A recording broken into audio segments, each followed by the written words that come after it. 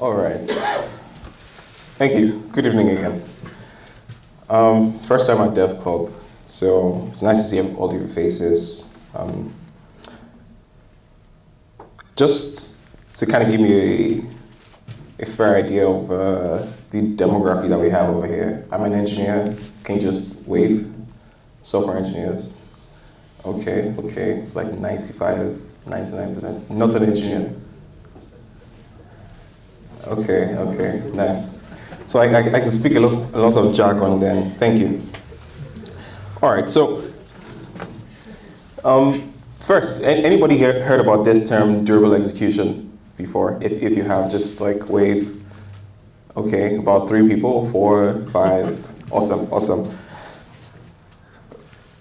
It's a fancy term, I must admit, but my goal today is just to demystify it and explain exactly what it is. And more importantly, I built an open source durable execution platform, and I'm going to be showing some of the unique approaches that I take to solving this problem of durable execution. So let's just take a step back, okay, and explain a bunch of the problems that we typically face when trying to build distributed systems, and see how durable execution platforms help us solve some of these problems. And to do that, suppose I have, I'm trying to build a little e-commerce website, I don't know, to sell some JetBrains swags or whatever. And a few steps. I want people to create an order, reserve some inventory for, say, 30 minutes. And after 30 minutes, if I haven't received the payment from them, I would simply just release the inventory that was previously reserved so somebody else can order it. But if we receive the payment within 30 minutes, then obviously we go ahead to fulfill the order and deliver it to the customer. So keep that in your mind, as this is a scenario that we're painting that would lead us through this discovery phase of why durable execution platforms are really good. So this is pretty simple, but how would we typically implement this today? I have sort of pseudocode. It's mostly in TypeScript, but I think the code is simple enough for everybody to kind of read and understand the gist about it. This is just reiterating the words that I previously talked about. Can you see the text from the back? Is it clear?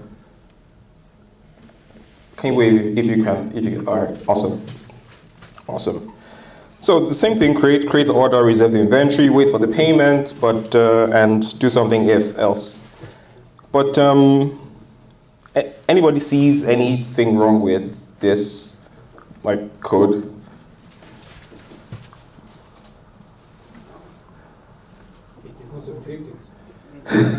Yeah.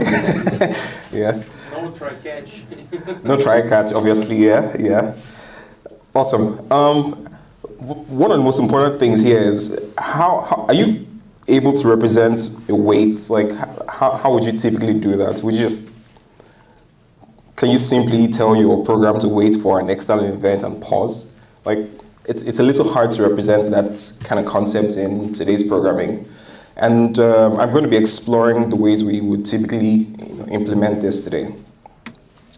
So let's start building this step by step. First of all, we'll probably have 2 different endpoints.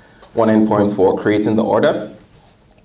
And in that step, it's just going to be creating the order and reserving inventory, as I previously mentioned. And we'll return a response to the user. And we have a different endpoint for the payment webhook or something, just to receive a message when the payment has actually been made, and then we go ahead to update the order's status and actually fulfill the order. But something is missing over here. We totally botched the timeout thingy, because now we have a bunch of inventory that was reserved, but what if the user never paid within 30 minutes? Or the user decided to pay 1 day later. We've reserved a bunch of inventory, that nobody else could buy, and we didn't really detect it. So what would we typically do about that?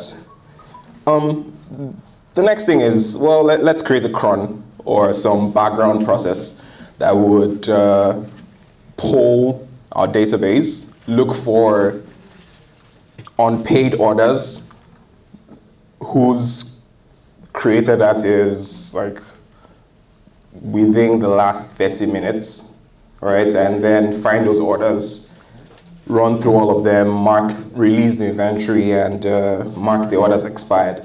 So this is one of the ways that we typically do this. We kind of have a different process handling that. But there's another problem, right? So we solved the inventory reservation problem. As somebody mentioned, there was no try catch. Things can fail, So we imagine somebody made the payment, we received the webhook, we updated the order status, but our server crashed before we could go ahead to fulfill the order. So what exactly do we do in that particular case? Do we just depend on vibes and hope for the best, or is failure a first-class citizen in our workflow?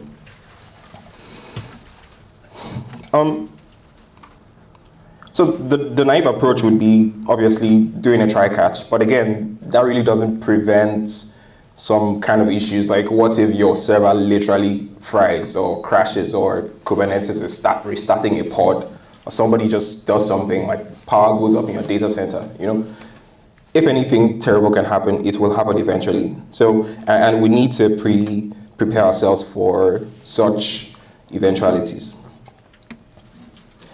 One way that we would typically go around this is to implement something called the outbox pattern.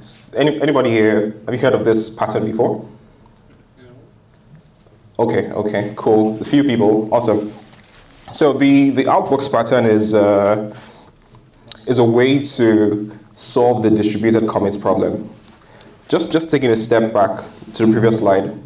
The big issue here is that we want updating of the order status and fulfilling of the order to be an atomic operation. So we want those two things to happen, or neither of them happen. But the issue is that because they're potentially different services, maybe different microservices, it's kind of hard for you to create a single database transaction that spans multiple different services. So the outbox is one way to get around this. And the story of the outbox is that you have a different table in your database called an outbox. It's kind of like the antithesis of an inbox. So the outbox is where you just put some mails that need to be sent out, and then you have a different background process that would periodically go to the outbox, pick up those letters that you want to send, and finally send it out.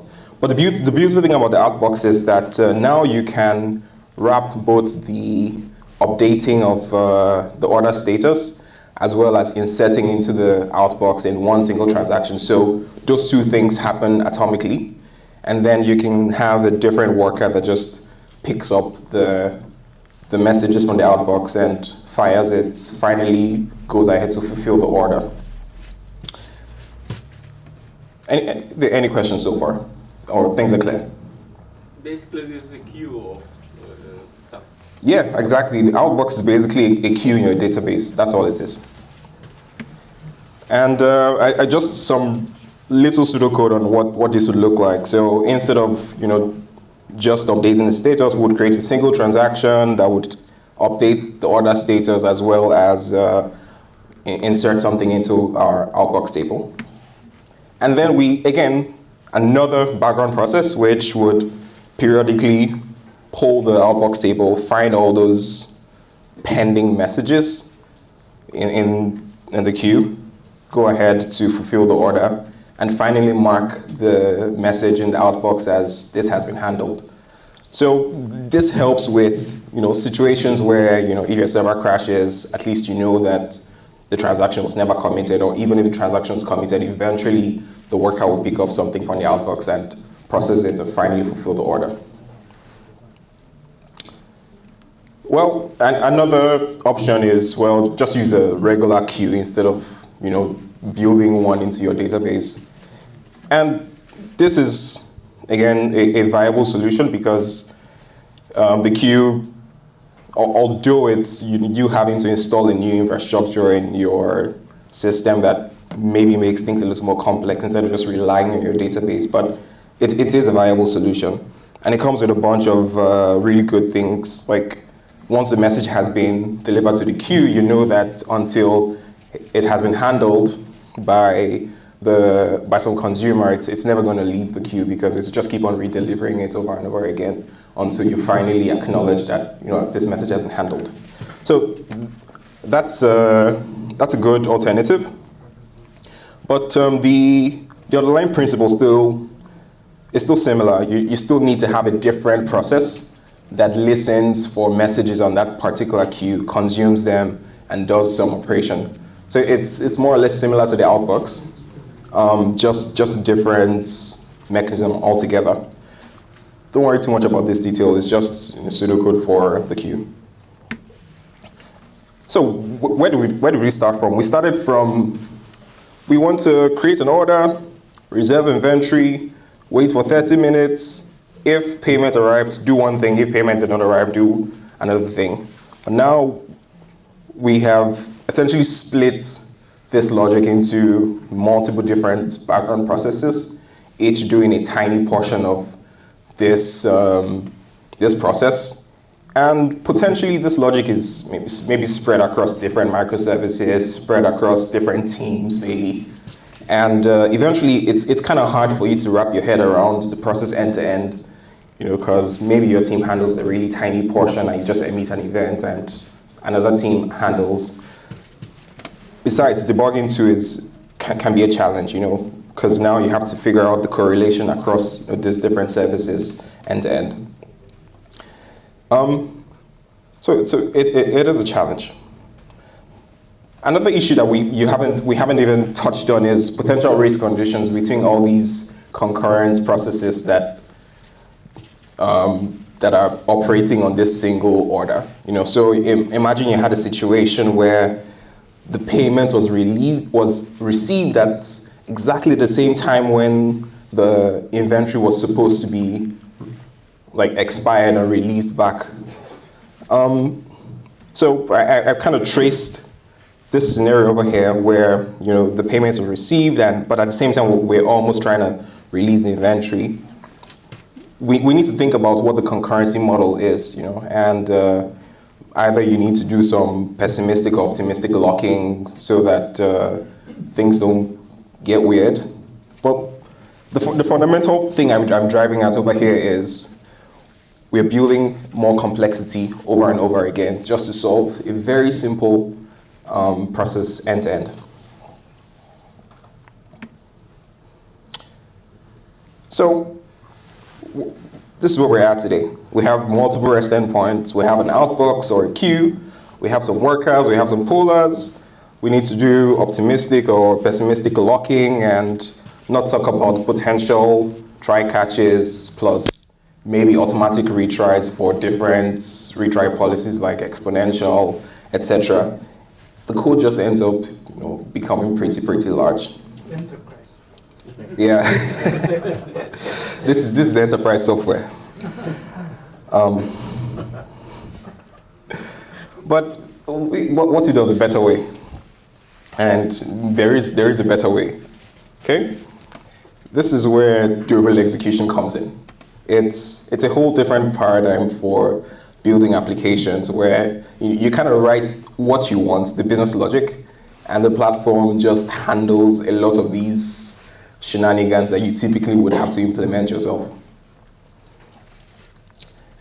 So things like waiting for events, going to sleep. In fact, with durable execution platforms, it's possible for you to say sleep for 1 month. It's perfectly normal. And I would explain how a bunch of these things work.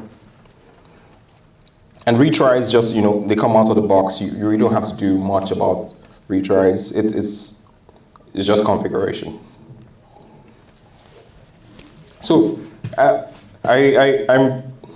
I bring you Aiki. Aiki is what I've created. It's a durable execution platform, fully open source. Currently, there's only a TypeScript SDK, but a bunch of other language SDKs are on the way. Maybe just, if anybody's interested, a little lore about why I created this and why I named it this. Well, Aiki means workflow in Hausa. Hausa is a language that's popularly spoken in Nigeria, where I come from. So I was looking for really cool translations of the word workflow, and Aiki sounded really, really cool. And then I found that there is Japanese Aikido, which is like a martial art discipline where you do not fight your opponents with a lot of stress. Like you basically wait for them to attack you and you kind of redirect their energy in a super easy manner. And it really made sense in the model of Aiki because I'm presenting a platform where you don't really have to fight failures, you embrace them. Failures are first-class citizens on the platform, and you kind of just go with the flow and write your business logic, and the platform just helps redirect all that negative energy back to wherever it came from, okay? All right. So remember where we started from. I'm going to be coming back to this over and over again. This is our North Star, okay? This is what we're trying to model. With Aiki, Aiki is made up of what I call workflows. So a workflow is, let me take this back so I don't distract you from just yet. So Aiki is made up of workflows. A workflow is, you can think of it as a virtual execution, a virtual thread of execution. And in the case of our order, instead of thinking of individual like worker polars or outbox polars, we can think of this order end to end as one single workflow. And that workflow means it starts with at the point when they create the order, and it ends at the point when the order has been fulfilled. We can kind of model this idea of business logic inside code, instead of spreading it across many different pieces. And I would go into details of this. These workflows are made up of tasks. So the tasks are like tiny execution units in a single workflow. These two top-level concepts kind of form the baseline upon which Aiki is built. So now let's just go into concrete details, right? Instead of building castles in the air. Aiki exposes a bunch of primitives, like tasks, obviously. So you basically just import a task. And the task doesn't really do much. It's just a wrapper around functions. And the task has a name, and it has a handler. The handler is just a function. It's no different. Excuse me. And the handler is what will contain the logic for that particular task. So in this case, all the functions that we had previously for creating an order, reserving, inventory, releasing inventory, we just need to wrap them around Aiki tasks, first of all. And then we need to create a workflow. So the workflow is what glues all these tasks together. And I'm just going to give you like a minute to read through so that attention is not split. You could just say yes when you're done, or I could give you 30 seconds.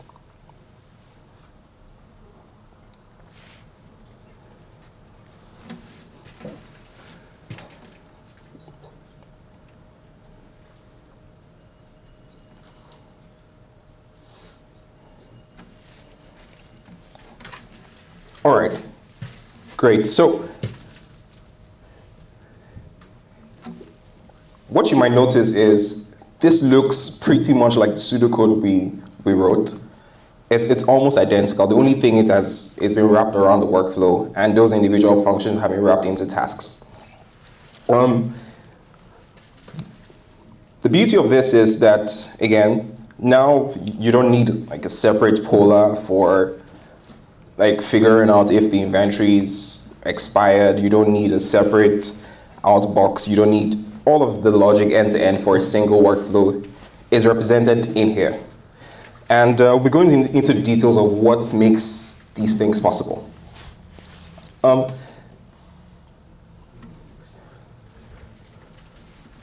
First of all, before I dive into that, anybody here familiar with the concept of an event loop? I think most people should, right? Okay, cool. But if you aren't, so the event loop is one of those patterns that makes tools like Node.js possible. It allows you sort of feign concurrency in single-threaded platforms. And at least the way it works in Node.js is when you have a bunch of blocking operations, maybe you're calling an API or reading from disk or performing some operation that's going to take a really long time. Node.js actually doesn't wait for that thing to happen. I think this is the same thing that happens in like task programming in C# and any other async await based programming model. But essentially what it does is it just submits the I/O operation to the operating system. And so in this example, we have like two clients. Our application just has a single thread. There are two clients that come ahead and execute two different API calls. One is to read a bunch of users, and the other is to get a bunch of orders. Obviously, this information is in our database, so we need to issue an I/O call, which may take a few milliseconds or more. And that single thread doesn't like handle client A, wait for the result for the database before handling client B. It just pushes the request onto the operating system, which or some other lower level worker pool, which would take the actual operation, execute it, and whenever the result is ready, it would come back and add it to a queue that the event loop, which is basically the main thread, can go ahead and pick up from where it left. So this is kind of like the idea that gives the illusion of concurrency in single-threaded programs. And Aiki works very, very similarly. Is that when, going back to the previous slide, when you call wait for an event, it technically doesn't really wait. What it does is it just traps into the lower level mechanism, lower level runtime of Aiki, and it would save the state of the workflow. Then just the thread is free to go ahead to do anything else, either serve client request or run some other workflow or do anything. And at the time when the 30 minutes elapses, the workflow comes back alive and continues from where it stopped. So it doesn't start from the beginning, it actually continues from where it stopped, just the way it would typically happen in your regular traditional async I/O. So you can think of Aiki as like a distributed event loop. It takes the idea of the event loop and goes ahead to extend this idea into distributed systems and says that, well, we don't necessarily need to store the state of a running program in memory. We can store the state of a running program in some durable platform like a database, such that at some point in the future, the program can come back alive and resume from where it stopped. I'm going to explain how the resumability works, but just one thing, it's entirely fine and normal for you to do wait 30 days in durable execution platform. In fact, you can do wait for 100 years, like nothing stops you from doing that. It's not going to consume resources while it's waiting. You can have like 100,000 workflows waiting. That's perfectly fine. Resources are not going to be consumed while they're waiting. So I said I was going to explain how the resumption works, because how is it possible that when you call wait for an event, it would come back and continue from the next line of code at a later time. Now, the way this works is a mechanism called replay.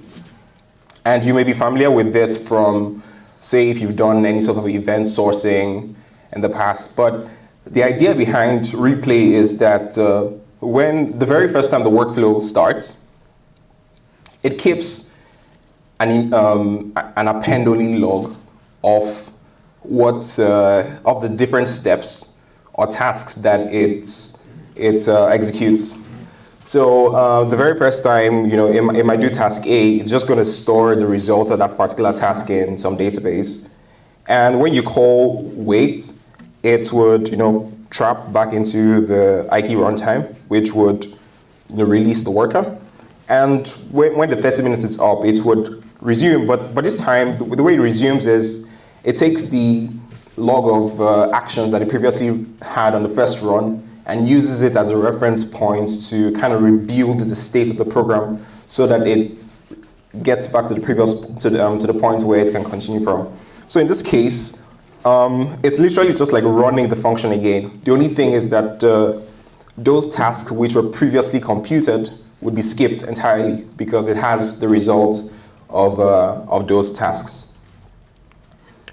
And this is the source behind most durable execution platforms is this idea of we can replay things using the event log as a source of truth. Any questions so far? Or things up clear? If I move too fast, let me know. Good, good. Yeah, go ahead. You mentioned Kubernetes. So what if things start replaying in a different code? Say that again. Like, what if you restarted on some different machine? Awesome, that's a great question. I do have an explanation of like the full architecture closer to the end, but I'm just going to visit that a little earlier. The state of the workflow is stored in your database. It doesn't really matter if you rebuild the state on a different worker or on a different pod. As long as each of them has the pre-existing code, it can literally just pull the log of events and rebuild its state from, even if it's on a different machine, it doesn't really matter. As long as that log of events can be pulled from the database, then it can review the states. And that's actually one of the beautiful things about the crash recovery in durable execution platforms is you can tear down machines. It doesn't really matter. The state can be rebuilt anywhere else, on a different operating system, on a different cluster. Like, who cares? Yeah? Yeah? Suppose that you create a task which waits for, I don't know, a month. Yeah. And you change your code after a week. What happens? Great question. I'm going to come to that in a moment, so can we just hold on to that thought? Awesome. Any questions before I move on? Any other ones? Great. So this is what I was explaining is, on crash, recovery just happens automatically because, in fact, you don't necessarily need to do anything because a different worker will just figure out that this workflow had crashed and would automatically pick it up, and pull the previous log of events, rebuild the state, and continue from the next point. You don't have to do anything. But there's a few challenges with replay. And the two main challenges are matching results. And matching results has to do with, well, if we have this log of events that has happened, and this speaks directly to the question that gentleman at the back asked is, how can we be sure that the current state of the code matches against the log of results that we kept, especially when I had task A, maybe I did task A, task B, but then I changed my code and I switched the order of task A and B, and now task B is done before task A. So we kind of need to figure out how can we match the tasks against what we have previously stored. So that's the first challenge, and we'll dig into that slightly more. And the second is determinism. So just a fancy term is, it simply means that code should, if you run the code multiple times, it should, first of all, follow a very similar path of execution, as well as produce the same results on replay. So, things like generating random numbers, for instance, is non-deterministic, because every time you run the code, it's a very different result. Or if you do date.now, trying to get the current date, it's non-deterministic, because the result changes for each run. So these are the two classes of big problems that we need to think about when doing replay. Let's just dive into each one of them and how Aiki tackles them. So the first problem, result matching, Aiki does content addressing. Content addressing just means that you identify something by the content that was fed into it. So tasks are identified by the name of the task as well as the inputs, and we hash those things. And so on replay, if the task, on replay, we rehash the name as well as the input, and if it's the same, we can just reference the previous result from that event log and see, well, I have a result for this particular hash, and I just fetch that exact same result and go ahead to say, well, I have the result for this. And the beautiful thing about this is, if I wrote two different tasks that were supposed to send emails to the exact same person, it's more or less like automatically idempotent, because the input is the exact same task and the input is the same. So that's the first thing that Aiki does regarding result matching is content addressing. And this is a little different from some other platforms that you might have used, which do things like positional-based matching, but that's outside the scope of this talk. 5 minutes. Okay. Well, you want me to take a break? No. Oh, I have 5 minutes left. Yeah, Oh, okay. Okay. So I need to speed up. Great. One of the beautiful advantages of content addressing is, and this answers your question, is you can kind of add tasks or you can remove them as long as the hash is the same. You can always fetch the result of those previously completed tasks. So and that's perfectly fine. Okay. And on replay, if you had written some non-deterministic code and the input to the task is different, obviously the hash would be different and it would be forced to re-execute itself. However, you can kind of model, Aiki provides some mechanisms that allows you, like say, even if the task is different, I still want this to not re-execute. And it's like providing your own idempotency keys, like that's available, okay? And this is what I explained over here. So imagine you have two different tasks, the exact same input, but I want it to be executed twice. I can just provide my own reference ID, or you might call it idempotency key, to just be different, and then it will force it to execute twice. Okay? Does that answer your question? Does it answer your question? Somehow. Okay. And another thing that Aiki provides is the idea of conflicts. So with content addressing, you might have situations where on replay the input is different just because I wrote some non-deterministic code.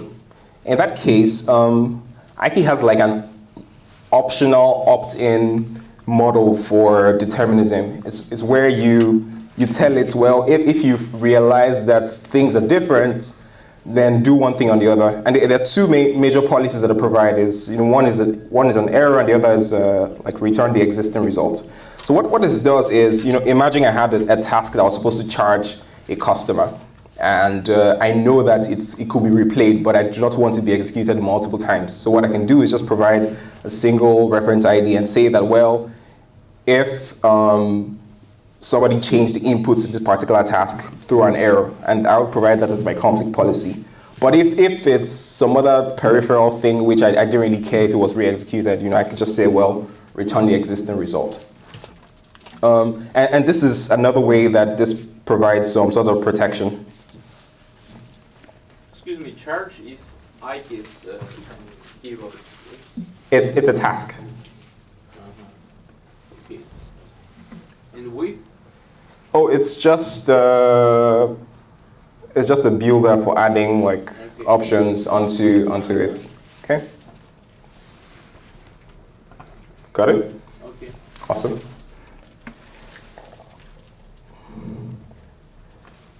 If there's one thing that you take away today is that if you're using any sort of durable execution platform, the golden rule is always write your non-deterministic code inside tasks, not in the workflow code itself. The reason for doing them in task is the result is always stored, the outputs of the task. So on replay, it will just reuse the previously computed result instead of recomputing again. So for instance, if you want to generate a random number, do not do it inside the workflow, just do it inside the task, and then the result will be stored in the database, and it will be replayed, and use the exact same result on replay. Okay, I think this is my final bringing it all together slide. This is, on a high level, all the different moving parts from Aiki.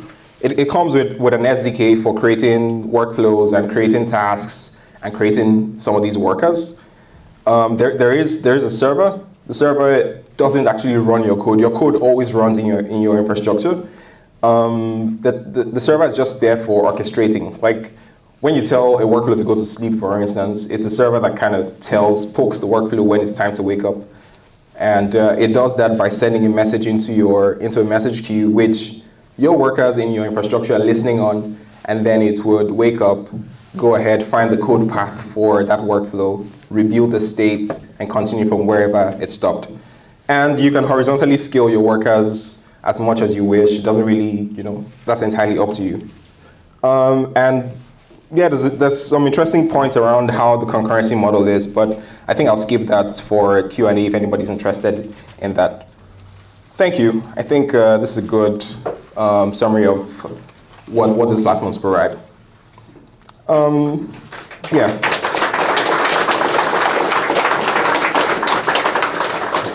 Do we have any more questions? Should we not? Oh, you can absolutely. That's why I reserved time. Yes. I have a question. So Yeah. How do you compute those timeouts? So let's imagine you want to wait for, 45 minutes.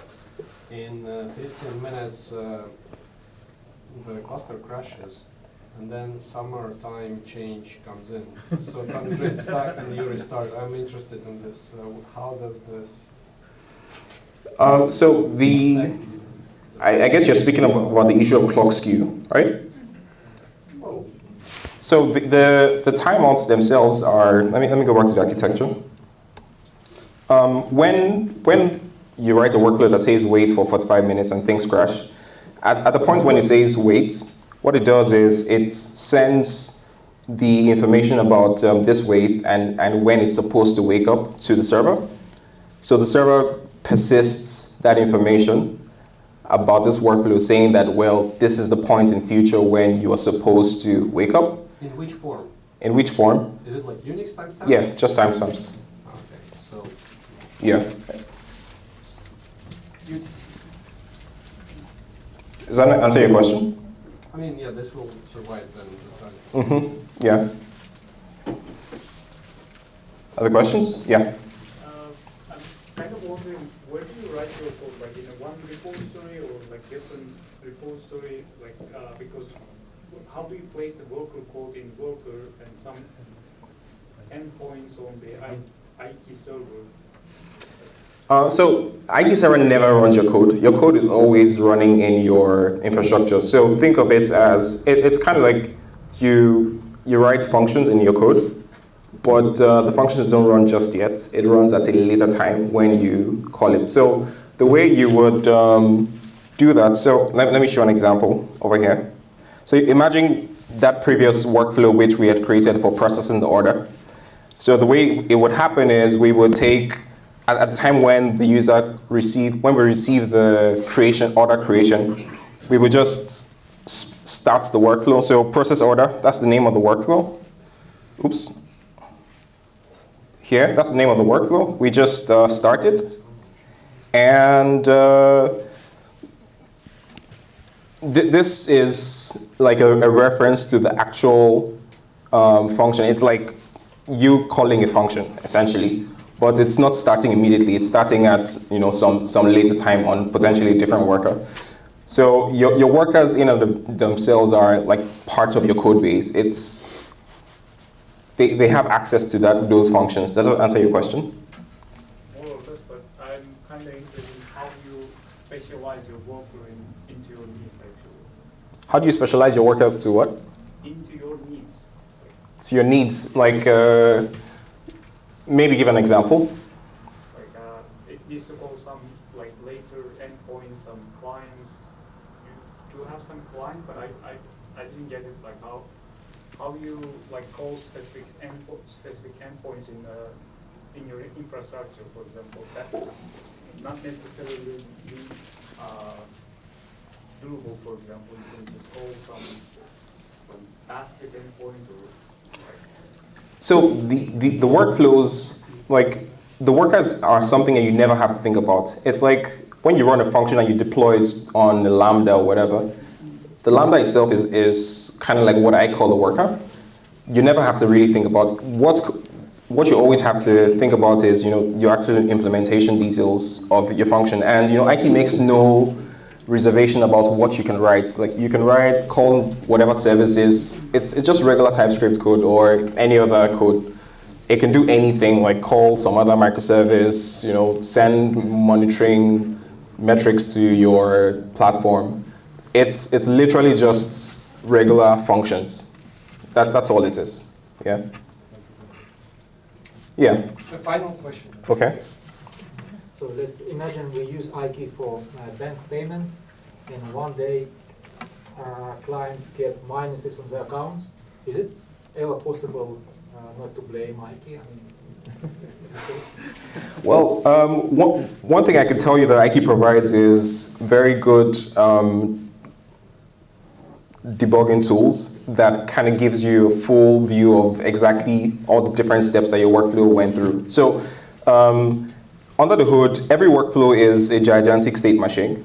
And as tasks start, what it does is it transitions the state of this machine.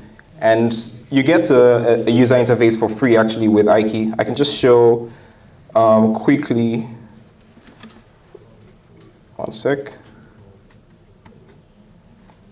You kind of get like a web dashboard for free with Aiki where you can see in details every single step that the workflow went through. And that probably helps you in figuring out exactly what happened to my workflows. And you can see the exact point where things went south. But that probably would never happen. Yeah. These things never happen. So, thank you, Femi. All right, thank you.